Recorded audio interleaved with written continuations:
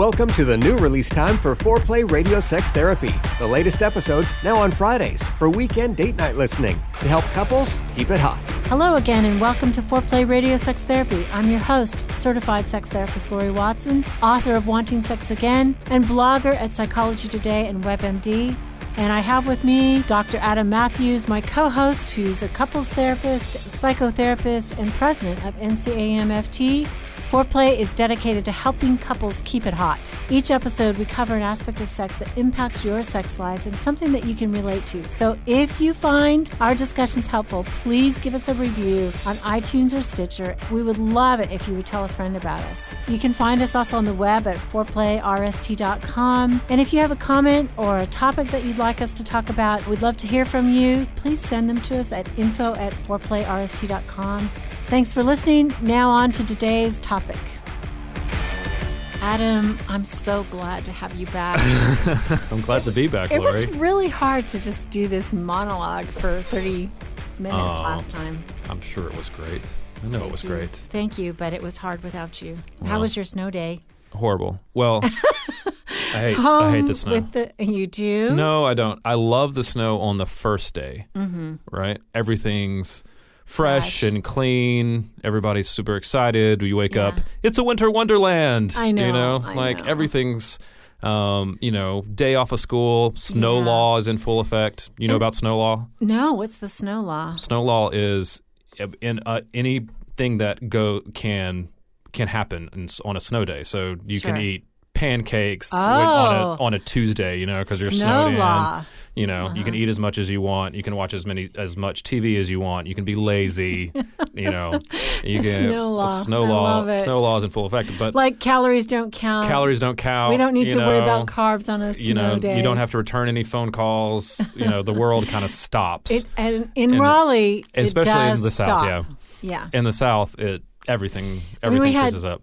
4 inches, which was a lot for us, and shut us down for 3 days. Yeah, but by day 3, right, everything changes. And I have to get out of the house. We're trapped. My children are going nuts. We cannot watch, the same princess movie 8 times in the same row. What's the current movie these days that you're watching? My daughters are really into Harry Potter.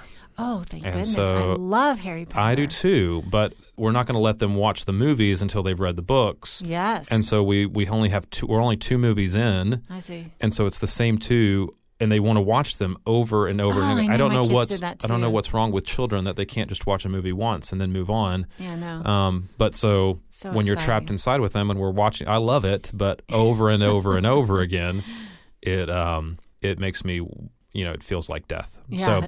So the Death Eaters. The Death Eaters were at the Mathews house. It literally feels like we're going to be trapped inside our house forever and ever. So, but we finally got to get out. It finally broke a little bit so that we could return to some kind of routine. That's good. And so, so it's better. Well, it's better, but I am glad to have you back. And we're going to talk about a difficult subject today. The moment of discovery if you find out that your partner is cheating. Yeah, and people I think it's become not normalized, but the impact of an affair, right?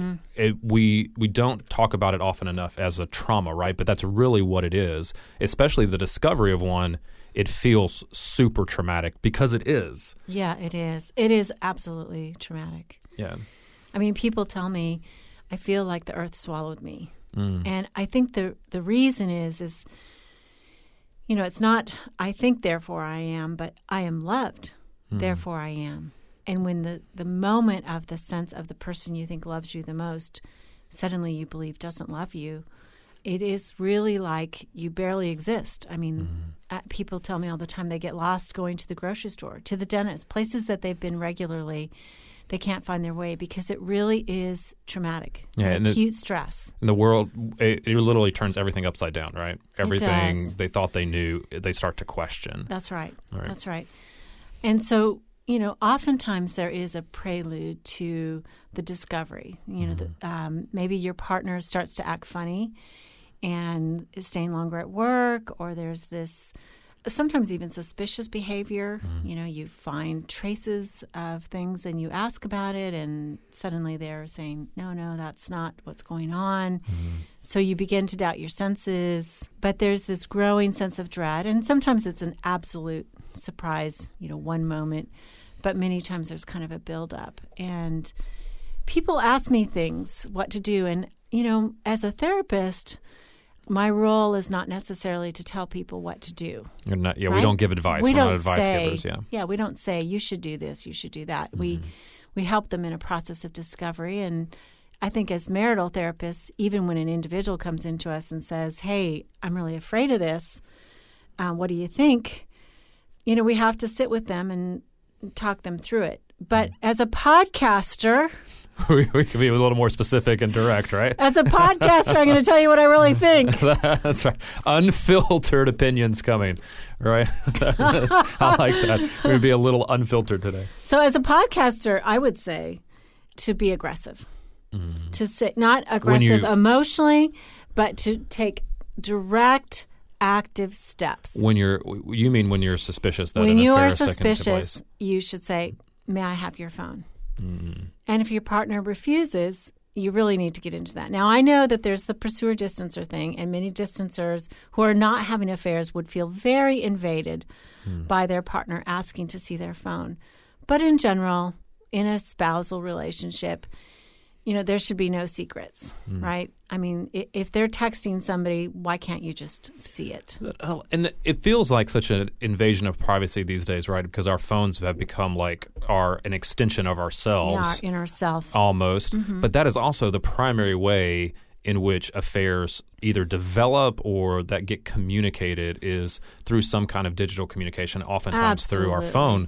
And so it's almost become a trust thing for us to, as in a partnered relationship, to be able to share that information, right? Yeah. Like if you don't have your partner's password to their phone and log in, right? It's not a matter of privacy. It's a matter of displaying trust to each other, right? Yeah, I think the phone is the way that oftentimes an affair is discovered.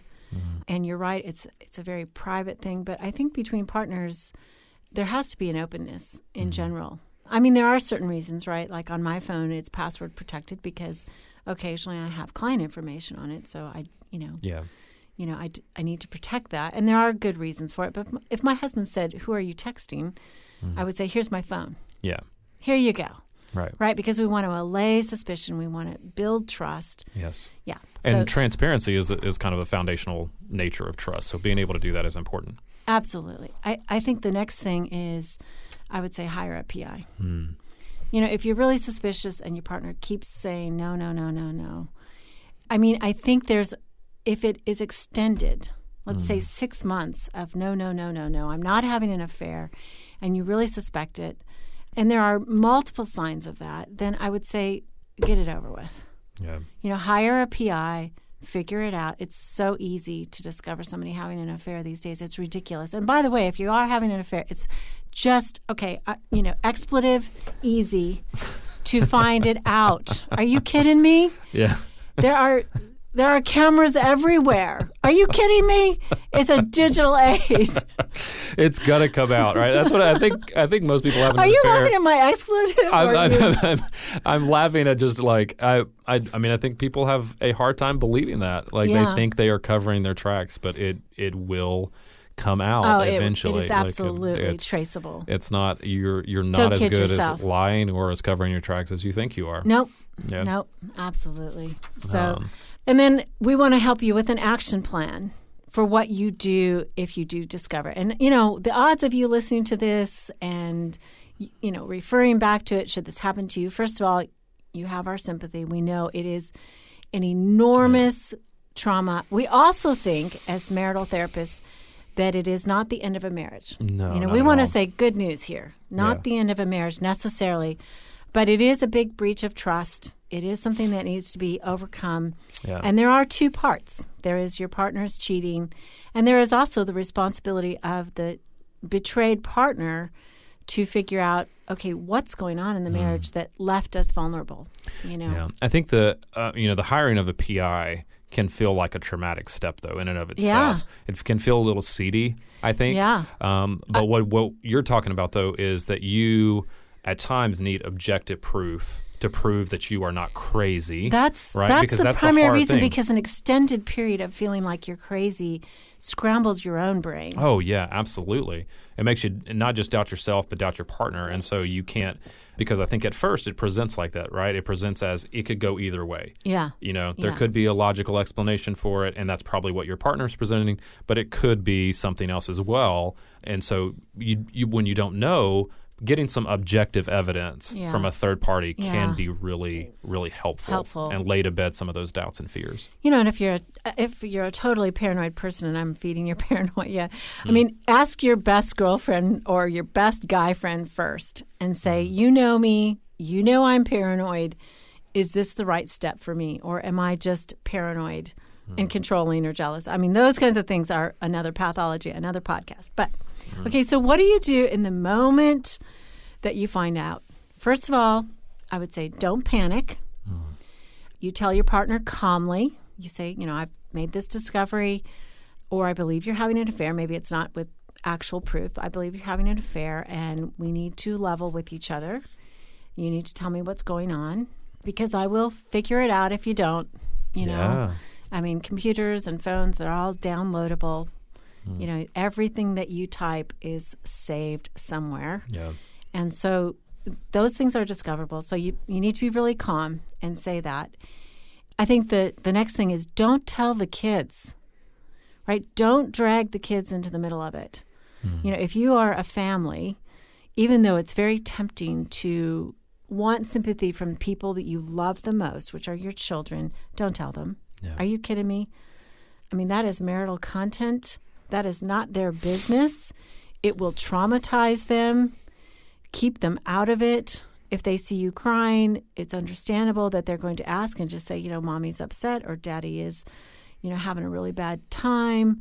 But don't tell them why. I mean, that may be content that later is shareable for a very specific reason, but it's crazy to injure your children in the midst of this kind of not in the moment chaos, yeah. right? I mean, not in the moment of discovery or in the moment of trying to figure out what you're going to do. And I think hardly ever. Right. I mean, I just don't think it's the children's business. Yeah. The protection of, I think, the panic and the urge to tell the kids a lot of times comes up because we feel like everything's about to fall apart. Yeah. Right? And so we're just grasping at anything. Yeah. Oh my God, my hold children are going to be traumatized. I need to tell them daddy's leaving, or mommy is off with loves somebody else. Don't do that. Well, and you don't know what's going to happen out of that, right? And it is possible to rebuild from that. Absolutely and so not panicking possible. And not oversharing with the children is an important step to get it off to the right start. Yes. So absolutely. Let's come back after the break, Laurie, and we have some more really good stuff to trying to get into, some more steps to take.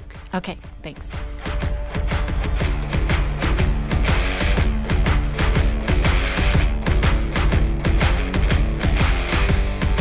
So, Adam, we're going to do a new thing. We are going to offer a link to Patreon on Foreplay Radio Sex Therapy, which is foreplayrst.com, for people who are really interested in helping us develop deeper, more interesting podcasts, and also offer resources to them. Yeah, Patreon is a platform where you can directly support things that you love. We know that several of you have been real supportive of us, and we hope you would consider being financially supportive as well. Right, because we're running practices and families, and we need time really to do more, something like a webinar. We'd like to do some worksheets for you. We really want to expand the resources that we can be able to provide to you as our listeners, dive deeper into the questions you have, offer more practical steps for you to have the best possible relationship. So we're looking for some patrons. We appreciate already the love, the emails that you send. All of that is great. So if you love listening to us, you can find out how to support us by going to our website, foreplayrst.com. Thank you so much for considering that. We appreciate it. Wanting sex again. How to rediscover desire and heal a sexless marriage by certified sex therapist Laurie Watson. Each chapter is designed to fix one of the problems that cause low libido, from early marriage through the childbearing years, even all the way through menopause. kids. I've also had men read it and tell me that for them it was the most hopeful thing they read about resolving sexual problems. Look for Wanting Sex Again on Amazon.com. You can also talk to Laurie Watson for therapy in person or via Skype. I offer couples counseling and sex therapy, and I think about both aspects of the relationship, emotional intimacy and sexual technique, and that combination together helps marriages be happy. Improve your sex and improve your relationship with Awakening Center for Couples and Intimacy. Find out more at awakenloveandsex.com. Awaken what's possible. Hi, I'm Dr. Adam Mathews, and I want to welcome you to Mathews Counseling. At Mathews Counseling, we believe it is our job to come alongside you in whatever difficult challenges of life you are in and help you rediscover hope and to find the strength that you have to face those challenges. We believe in people, specifically that no two people are alike and therefore they need solutions that are unique to them. We strive to create a safe and comfortable place for you to explore who you want to be and identify the obstacles standing in your way. Oftentimes, the first step toward finding help is the hardest, but it can also be the bravest. At MathewsCounseling.net, we strive to help make the first step easy. There you will find our blog with some great resources from our therapist. You'll also find a link to our client portal where you can schedule directly with our therapist at your convenience. We offer free 30-minute consultations either in person or over the phone, so the first step is at no cost to you. Give us a call at 919-587-8018, or again, find us online at MathewsCounseling.net. We look forward to working with you.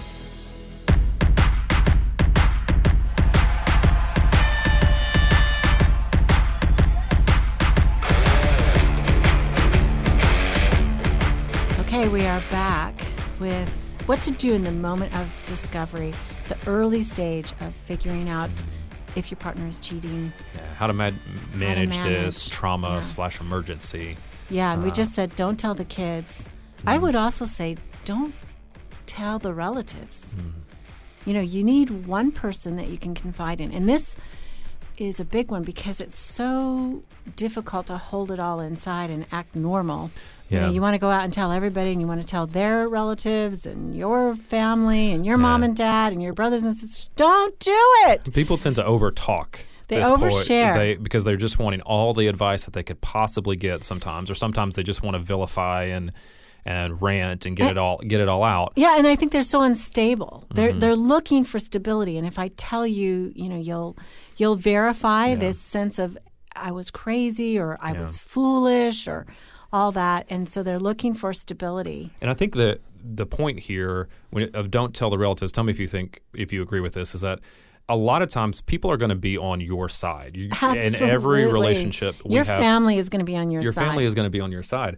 And so you're going to get a biased perspective, right? You're not going to get a good, sound perspective unless, and this is where the only exception that I would make, and you tell me if you agree with this, is that I do think you need somebody to help walk you through this. And if that person, if your best friend is your mother or your best friend is your father or your brother or whatever, but with the caveat of they have to be for your relationship. If they have demonstrated in the past that they are not for your relationship, or they don't like your partner, or they've always thought that, you know, you don't want, well, I've always thought he was a scumbag, right? Like that is going to be damaging. It's going to be harder to rebuild because you're going to have this person that's already sided with you. And that if you choose to rebuild your relationship, is going to always be sided with you, and then is going to put your partner in a deficit that's going to make it hard for them to come back. Yeah, and I think, Adam, I just love what you said. I think it's so important. You know, anytime if our confidant is somebody who is not for our greater commitments, if they're only for us, like I have two best girlfriends, right?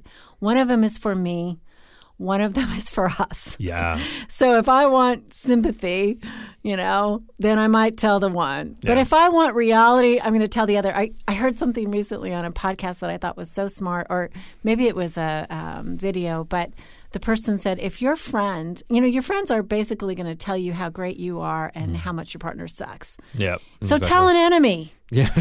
If you want the truth, tell an enemy. If you want to see what your part is in the problem, tell an enemy. Yeah, that's exactly. I think that's really smart, and it's just good advice in general. Even if an affair is not happening, that you want people that are for your relationship. Yes. And you know, I think if you're the parent of people that are getting married, be for your kids' relationships. Yeah, not just for your kid. Not just for your kid. Okay, so we've made that point.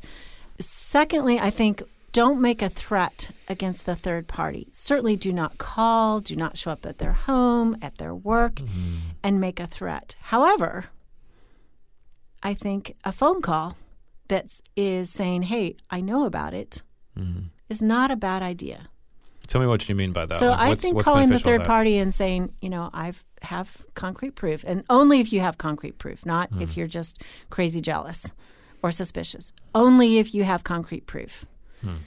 Could you call the other if you know their number and say, I know that you are having an affair with my partner, and I want you to know that I'm not maybe sure what I'm going to do about it, but I want you to know I know. And what do you think this does? What is the benefit of that, do you think? The benefit of it is it destabilizes that relationship in a huge way. Okay. Because the secrecy is a bubble. And so they're in love and they're having sex, and maybe the partner is telling the other one, the third party, that, well, I don't have sex with my partner, and certainly if you're still having sex, say, by the way, I'm having sex.